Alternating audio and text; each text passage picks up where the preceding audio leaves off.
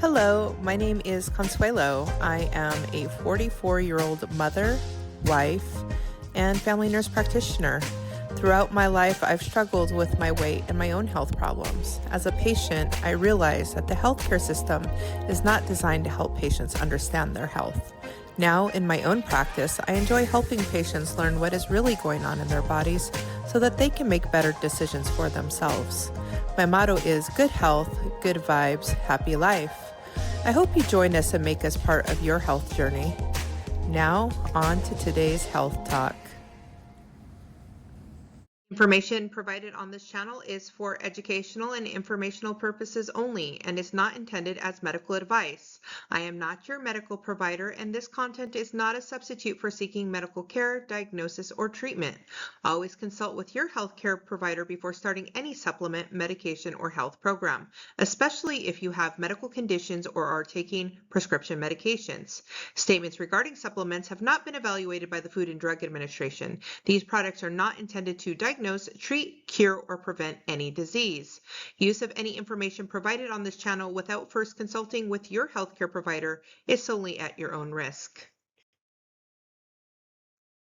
Hey guys, welcome back. I'm so glad you could join me today. Today I'm going to be talking about insulin resistance. It's a diagnosis that affects many people, and those numbers have been growing significantly over the years. The current best estimates are that about 30 to 40% of American adults have insulin resistance. Some experts are saying roughly about 1 in 3 Americans. We are also seeing these numbers grow in children. This is a big deal because, as you'll learn in our talk today, insulin resistance plays a big role in development of other diseases and serious health conditions. So let's get into it. Let's talk about insulin resistance. Okay, let's get into it. Insulin resistance, the real reason you are struggling to lose weight. Okay, so let's start with, what is insulin? Insulin is a hormone that is made by the pancreas. Its main job is to move glucose from your blood into your cells, where it can be used for energy or stored for later. You literally need insulin to help give your body energy. But when it becomes dysfunctional, we end up having the opposite problem. And that is what we are going to talk about. Let's talk about what happens step by step in our body after we eat food, specifically carbohydrates and sugar.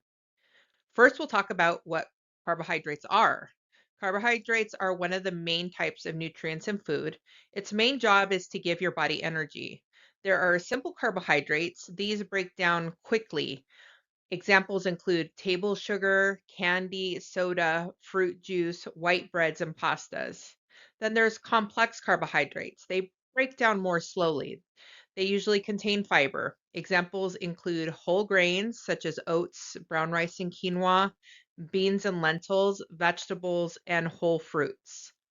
So when we eat a carbohydrate, our body breaks them down into glucose. The glucose enters our bloodstream and raises our blood sugars. So the simple carbohydrates will raise blood sugar faster, and the complex carbohydrates will raise blood sugar slower. Next, our pancreas senses that the blood sugar is rising and it releases insulin into our bloodstream. You can think of insulin as a key. Our pancreas also makes digestive enzymes which help break down food for digestion. That insulin key helps open the cell doors so that glucose can enter our cells. Cells, especially muscle, fat, and liver cells, have insulin receptors. You can think of these like locks to a door. When the insulin binds to these receptors, it signals the cell to open glucose transporters. Glucose then moves from our blood into our cells. One of the main glucose transporters is called GLUT4, and you'll hear me talk about that later on in the slides. Once inside our cells, that glucose can be used immediately for energy, but it can also be stored as glycogen in our liver and muscles to be used for later. However, if storage is full, it is converted into fat. Boo. So, what is insulin resistance? Insulin resistance is when our cells stop responding to insulin. You can think of it like the lock is rusty and the glucose cannot get into the cells easily. Because the insulin cannot get into the cells, it starts to build up in the bloodstream. The pancreas continues to make more insulin to try and deal with the rising blood sugars.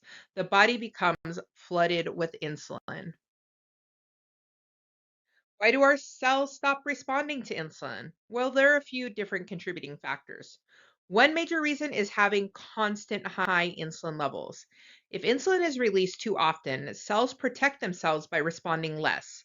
Common triggers include frequent eating and snacking, eating high refined carbs and sugars, drinking sugary drinks such as sodas and high sugar coffees, chronic stress, think cortisol.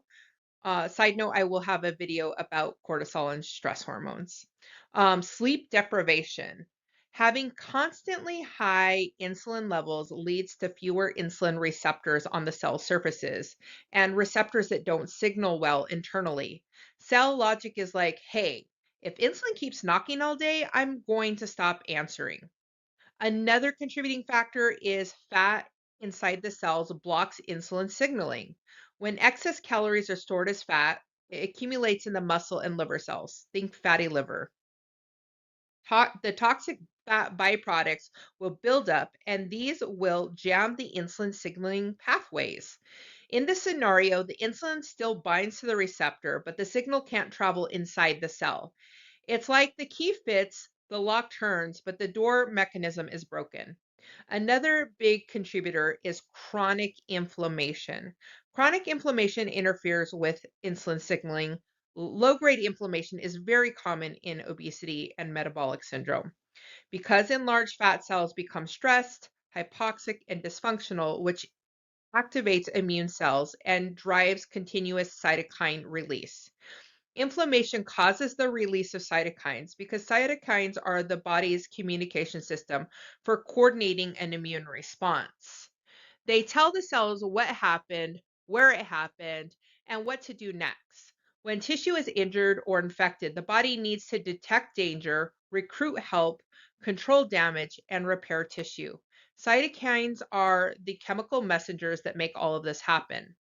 The pro-inflammatory cytokines damage insulin receptors, signaling proteins. They block the GLUT4 glucose transporter and promote insulin resistance at a cellular level. This is why insulin resistance is considered an inflammatory condition, not just a sugar problem. Why do our cells stop responding to insulin? Continued. Okay, do we all remember from middle school biology mitochondria? I think we all had to make a model of mitochondria at some point. Just a refresher on that middle school biology, the mitochondria is the powerhouse of the cells. It is what generates energy for our cells. Mitochondria burn glucose and fat for energy. With insulin resistance, the mitochondria become overloaded. Energy production becomes inefficient. The cells don't want more glucose because the cells can't process it. The cell says, stop sending fuel. I'm already backed up. I think a perfect example of this is when my husband would tell me, when I eat a big meal, it gives me so much energy, I want to go run a 5K. He had a normal working metabolic system. And I would say, when I eat a big meal, I just get tired and want to take a nap.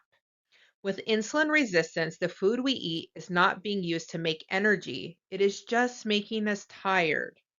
In insulin resistance, our liver starts working against us.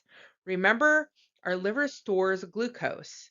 The liver should stop releasing glucose when insulin is present. But in insulin resistance, the liver keeps dumping glucose into the blood. So even when you are not eating, your glucose stays high and the pancreas continues to release more insulin. What a vicious cycle and so rude. Why does insulin resistance lead to weight gain? Well, insulin is not just a blood sugar hormone. It is also a fat storage hormone. When insulin stays high, the body is told to store glucose instead of use it as energy. Extra glucose is converted into fat, and this fat is stored especially in the belly and around organs, which we call visceral fat. Visceral fat is dangerous because it increases cardiovascular risk, increases cortisol activity, converts androgens to estrogens, causing hormonal imbalance, promotes fatty liver, which can lead to non alcoholic liver disease and cirrhosis. It shifts immune cells into a pro inflammatory state, which impairs normal immune response and can worsen autoimmune and inflammatory conditions. Also, the chronic inflammation that the visceral fat causes will damage blood vessels and accelerate atherosclerosis, which leads to heart attacks and strokes.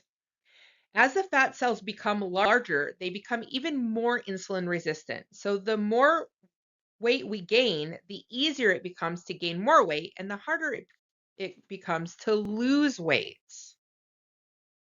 Why does insulin resistance cause fatigue and cravings? So, even with high blood sugars, the cells are starving for fuel. This causes fatigue, brain fog, intense cravings for carbs and sugars. When you eat the sugar, you will have blood sugar spikes and crashes, worsening hunger. You are literally on a blood sugar roller coaster. Over time, this cycle will lead to prediabetes and eventually type 2 diabetes. After pumping out so much insulin, eventually the pancreas can't keep up. Insulin production starts to fail and blood sugars start to rise consistently. I always tell my patients that insulin resistance is essentially the precursor to prediabetes. And this can start showing up at really young ages, especially when there is that genetic component to the metabolic dysfunction.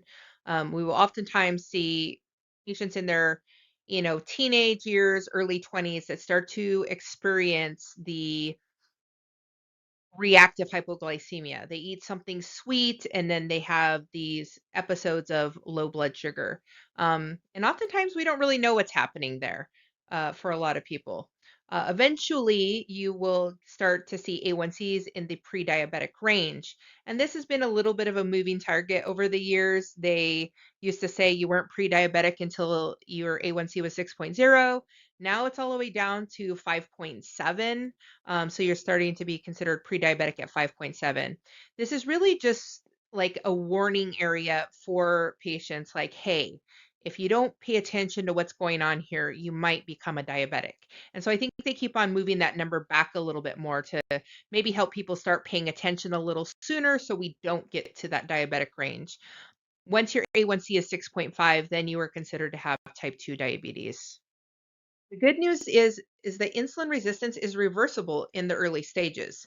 Things that improve insulin resistance include exercise, things like walking, but especially strength training. Teaser alert, make sure to watch my video about the importance of muscle in our body. It is very informative. Muscle acts like a sponge for glucose, lowering insulin needs. So, what's next? Eating a diet that focuses on protein, fiber, and vegetables.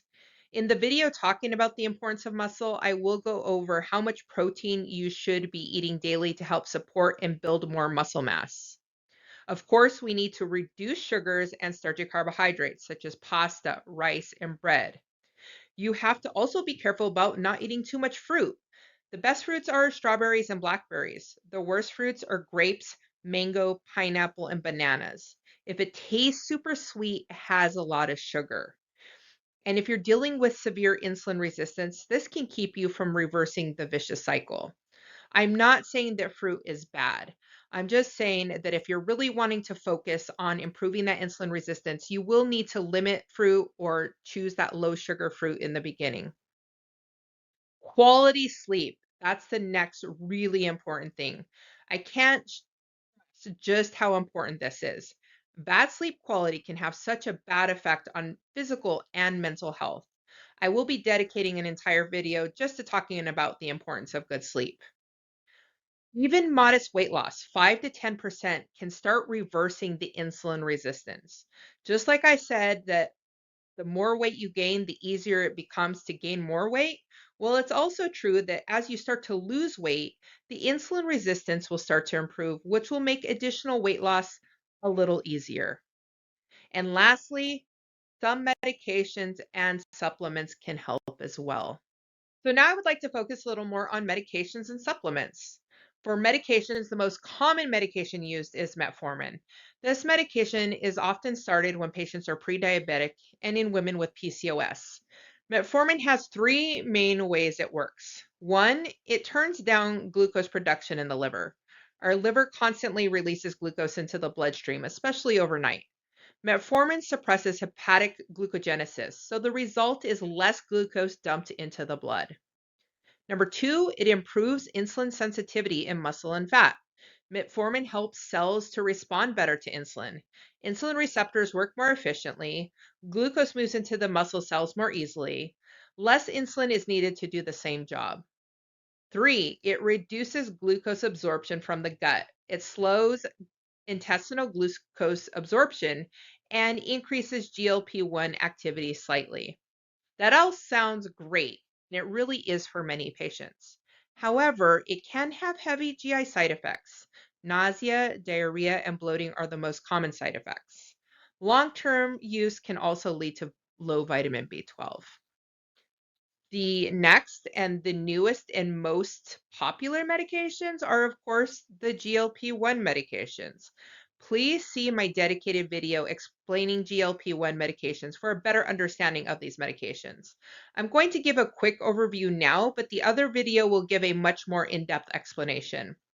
I'm also going to give tips for patients that feel like they are not getting good results on these medications. There are definitely some things that can be done to help improve results. First, there is Ozempic and Wegovy, which are both semaglutide. Semaglutide is a GLP-1 only, and GLP-1 is an incretin hormone that is already existing in our body. Wegovy now comes as an injectable and pill form, and then Ozempic is injectable, and we have had for a while Rybelsus, which is also oral semaglutide that is used for type 2 diabetes. Then there is Zepbound and Mounjaro, which are both tirzepatide, and they're both injectables. Tirzepatide is a GLP-1 and GIP, which are two different incretin hormones. And currently in end stages of clinical trials is retatrutide, which has three hormones, GLP-1, GIP, and glucagon. GLP-1 reduces appetite. It increases satiety and slows gastric emptying. GIP enhances insulin release and improves how the body stores and burns fat. And then glucagon increases energy expenditure, boosts metabolic rate, and stimulates the burning of stored fat. These medications have been a real game changer in obesity medicine and have been life changing for so many patients. However, accessibility has been a real problem. They are expensive, and even though they've dropped in price over the last year, they are still out of reach for a lot of people. Insurance does not have great coverage when using it for weight loss.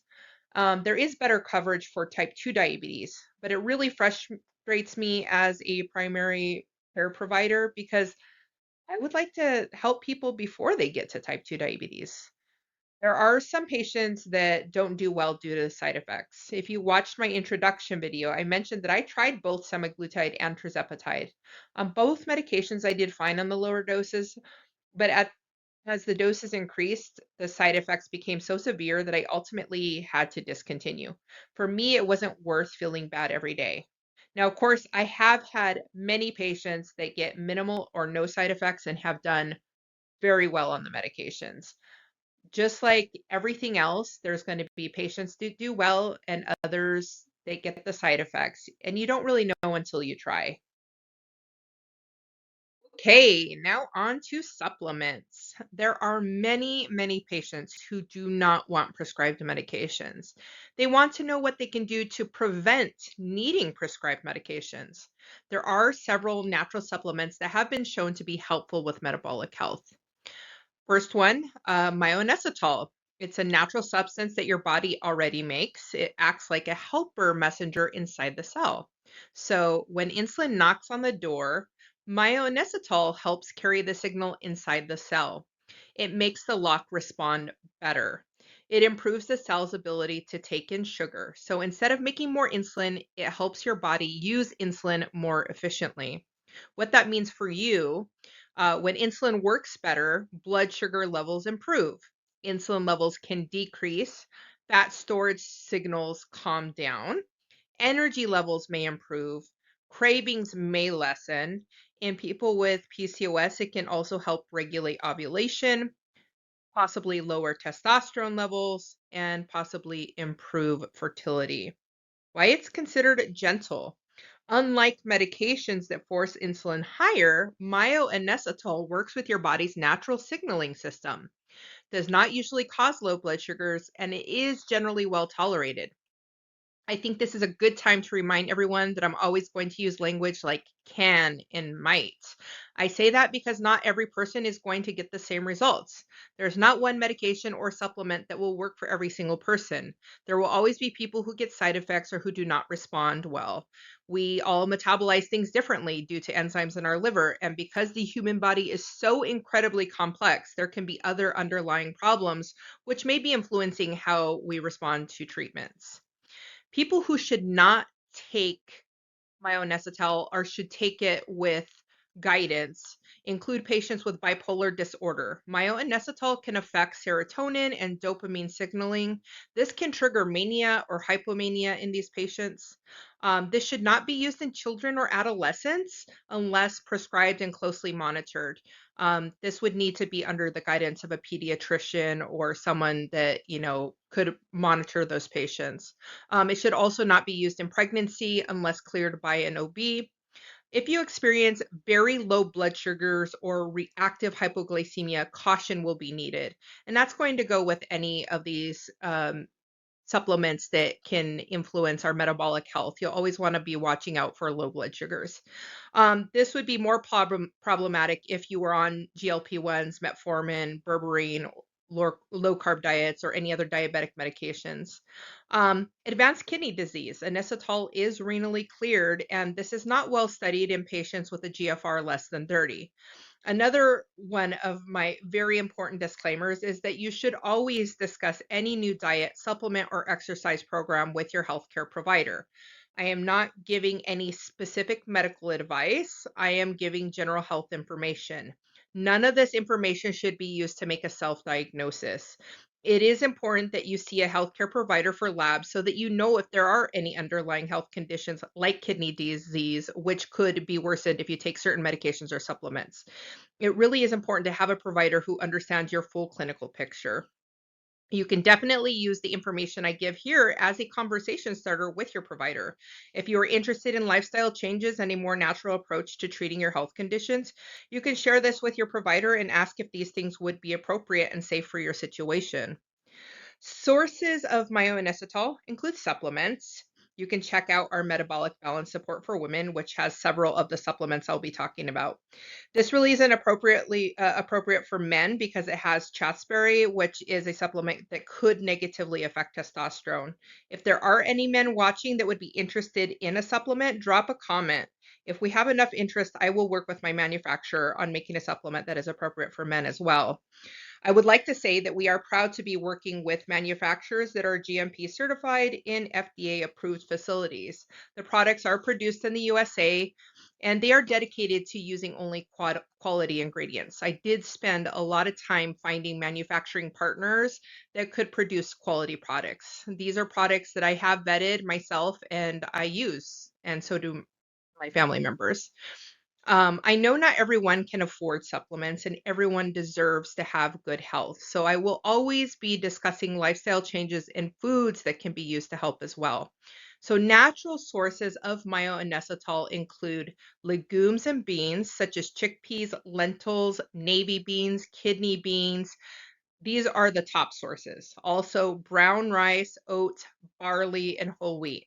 Of course, all these things are higher in carbs, so there does need to be a balance, especially when you're dealing with insulin resistance. This may be where taking a supplement makes it a little bit easier. Other sources also include nut and seeds, fruits such as oranges, grapefruit, bananas, and kiwi. Again, watch the sugar levels. Vegetables such as leafy greens, cabbage, bell peppers, tomatoes, and broccoli. Most plant inositol is bound by phytate, and humans only absorb a fraction of it. Gut enzymes and microbiome help break it down. So, soaking, sprouting, and fermenting help improve availability. Examples include sprouted grains, like you would see in Ezekiel breads, which are quite delicious, sourdough bread, and soaked beans. A diet alone will get you around 500 to 1,000 milligrams a day, and the therapeutic effect is around 2,000 to 4,000 milligrams a day. For reference, our metabolic balance support for women includes 2,000 milligrams of the myoinositol. But again, for people who cannot afford supplements, focusing on foods with higher levels will help. And I will make a helpful document that you can find on our website, goodhbl.com. I'm going to make several downloadable documents with this information. So if you want to be able to go back and reference it without having to rewatch the video, it will be there on our website for you. The next supplement is chromium. Chromium is a trace mineral that helps regulate how your body handles carbohydrates, fats, and insulin. How chromium helps? Again, we're thinking of insulin as a key and your cell as a lock. Chromium helps the key work better. It improves how well insulin attaches to cells. It helps strengthen the insulin signal, and it makes it easier for sugar to move into the cells. It doesn't force your body to make more insulin. It helps your body to use the insulin more effectively. What benefits you might notice? Some people experience better blood sugar stability, fewer sugar cravings, more stable energy, less crashing after meals.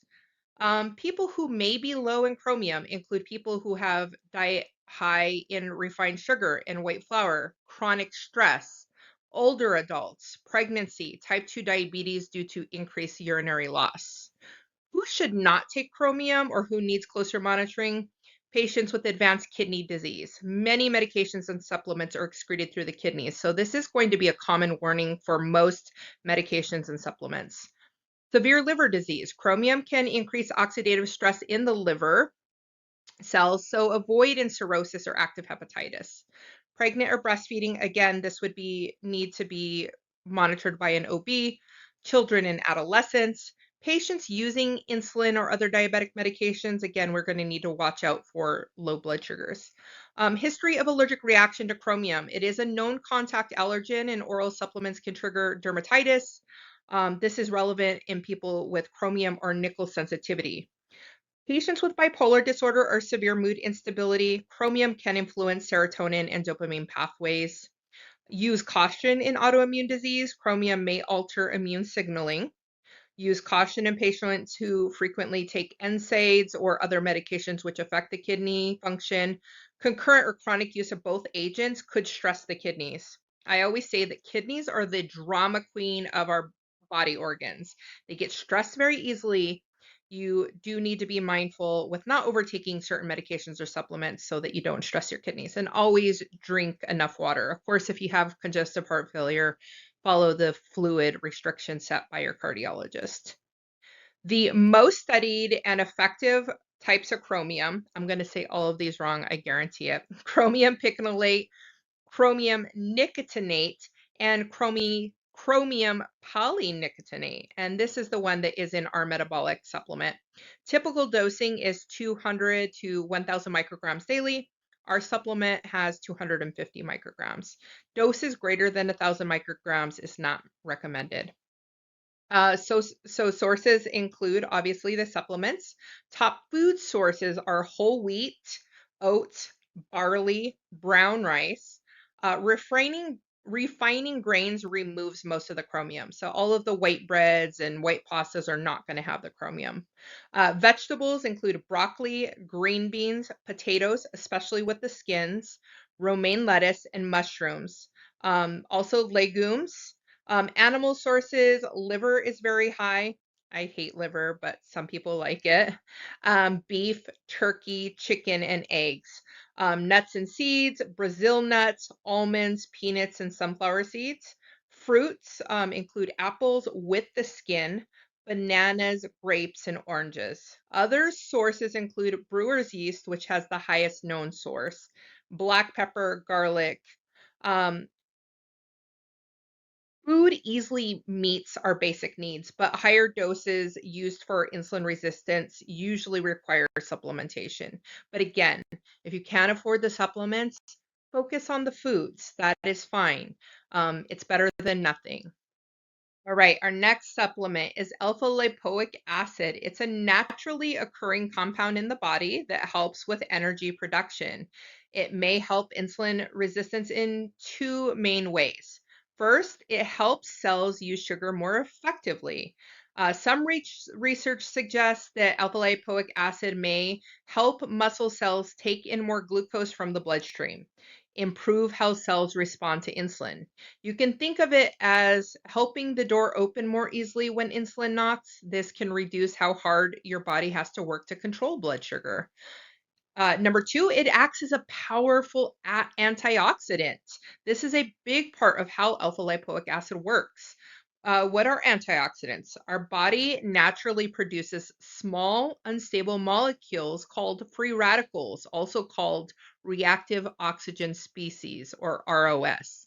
These are normal byproducts of making energy. In small amounts, they're harmless, but when too many build up, they cause oxidative stress, a kind of internal rusting or wear and tear on cells. Oxidative stress can damage cells, interfere with insulin signaling, worsen inflammation, and contribute to insulin resistance. How alpha lipoic acid helps as an antioxidant? It helps by neutralizing excess free radicals, reducing oxidative stress, supporting your body's other antioxidants like glutathione, vitamin C, and vitamin E, helps protect the cells involved in insulin signaling. When oxidative stress is reduced, insulin's messages can travel more clearly inside the cell, and that may improve insulin sensitivity.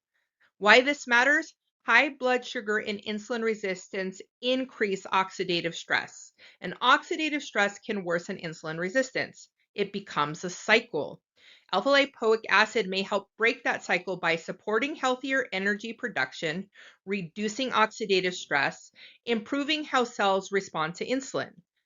People who may be low in alpha lipoic acid, people with insulin resistance or diabetes. Chronic high glucose increases oxidative stress.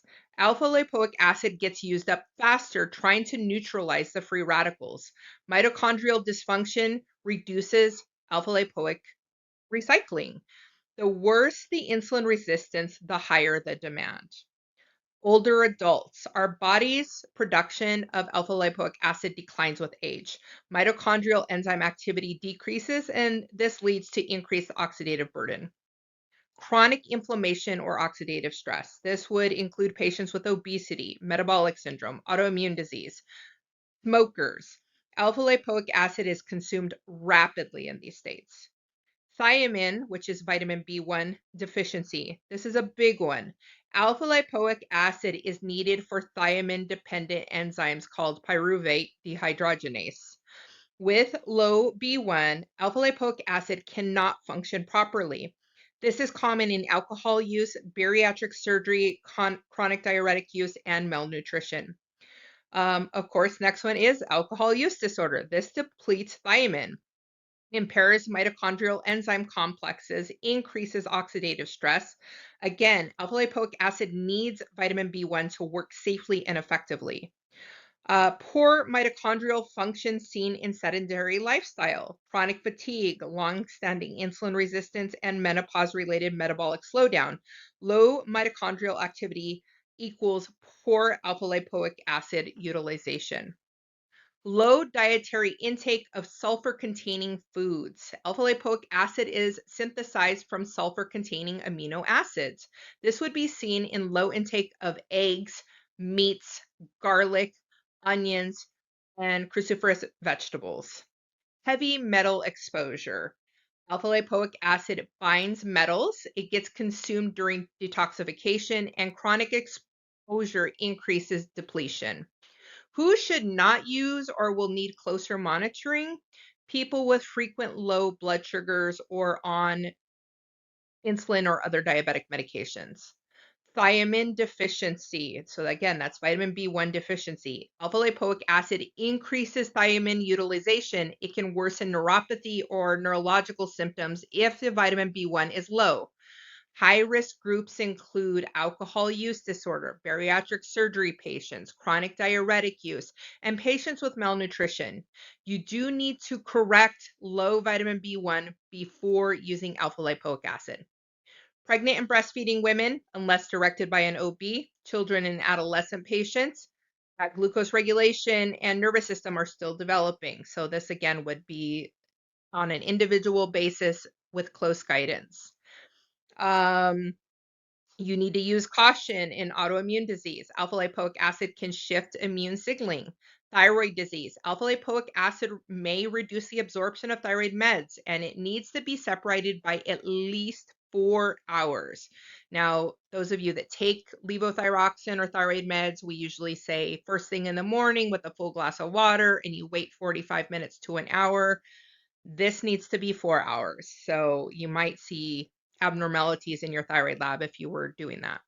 Heavy metal exposure or chelation therapy, alpha lipoic acid mobilizes metals and may redistribute them if not properly supported. Red flags to stop alpha lipoic acid immediately: severe dizziness or fainting, confusion or visual changes, new or worsening neuropathy, persistent nausea or vomiting. This could be a sign of something like a B1 deficiency or another unknown underlying condition. So you need to be anytime you start anything new, be very mindful of new symptoms and always report those.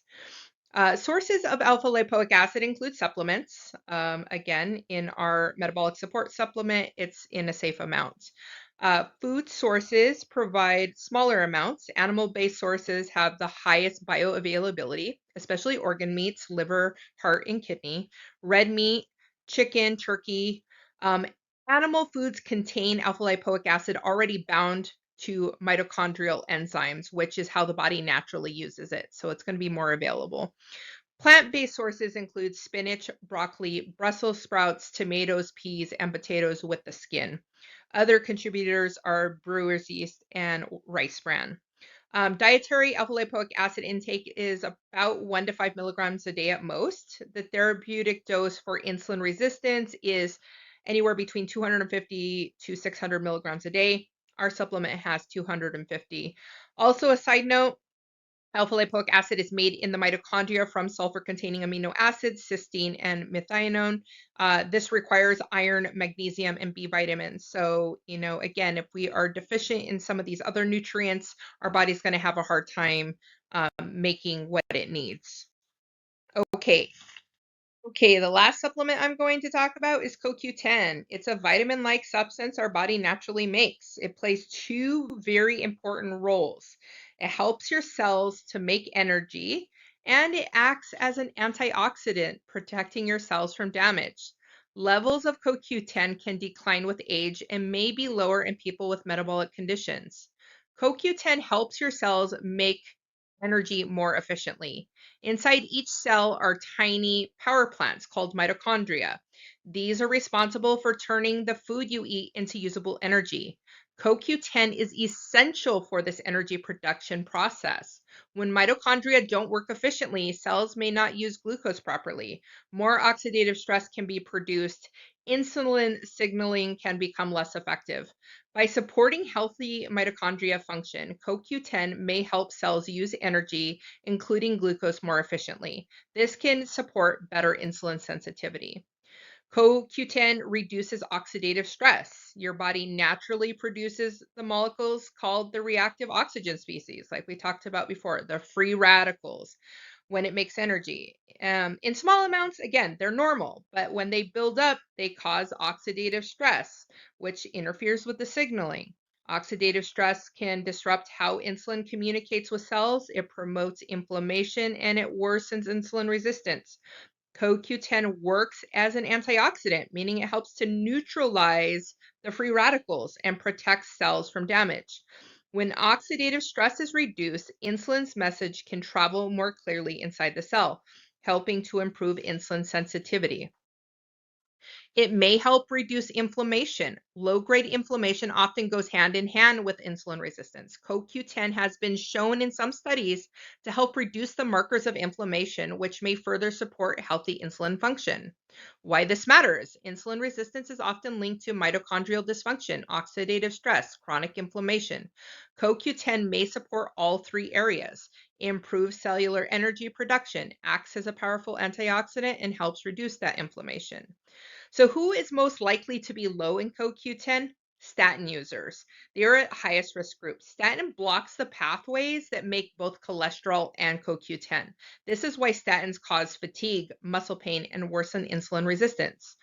Older adults, CoQ10 production declines with age. Mitochondrial efficiency decreases. Higher oxidative stress increases. Levels drop by about 30 to 50% by older adulthood. This is why older patients often have more side effects with statin use. People with insulin resistance and type 2 diabetes. Chronic high blood sugar increases oxidative stress. Mitochondria consume CoQ10 faster, and our natural production of CoQ10 is impaired. People with chronic fatigue or low exercise tolerance because they have impaired electron transport chain function. CoQ10 depletion reduces cellular energy output. Fatigue further reduces mitochondrial dysfunction. Heart disease or heart failure. The heart has the highest CoQ10 demand of any organ. Chronic cardiac stress depletes the stores. Lower levels correlate with worse outcomes. You should always discuss if you want to supplement and you have CHF, you need to discuss this with your cardiologist, of course. Neurodegenerative diseases such as Parkinson's, Alzheimer's, and ALS, because there's high oxidative stress in the neurons, increased mitochondrial dysfunction, and rapid CoQ10 utilization. Poor nutritional intake, including low intake of the B vitamins, magnesium, iron, and insufficient protein intake. Natural production of CoQ10 occurs in all cells, and it requires adequate protein, B vitamins, including B2, B6, B12, and folate, magnesium, and iron. High oxidative stress states, including smoking, obesity, chronic inflammation, and environmental toxin exposure. CoQ10 is used up faster as an antioxidant. Who should not take CoQ10 or take with guidance? CoQ10 is one of the safest metabolic supplements, but there are specific situations where it should be avoided or used with caution. People taking warfarin. CoQ10 is structurally similar to vitamin K. It can lower the INR and reduce the anticoagulation effectiveness, increasing clot risk.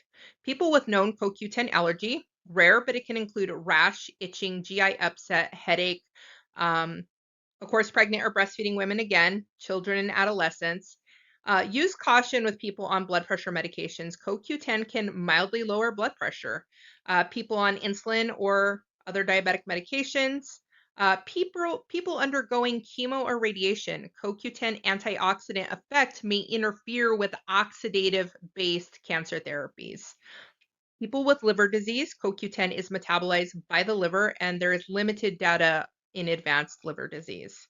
Stop using if you experience persistent nausea, severe headache, rash or itching, lightheadedness, or fainting.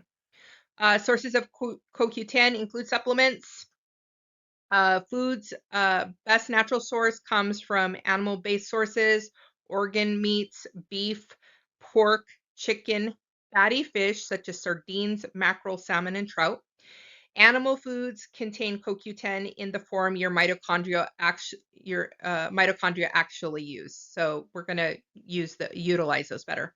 Plant-based includes spinach, broccoli, cauliflower, avocados, lentils, nuts and seeds, including pistachios, sesame seeds, peanuts, and walnuts, and all oils, including olive oil and canola oil.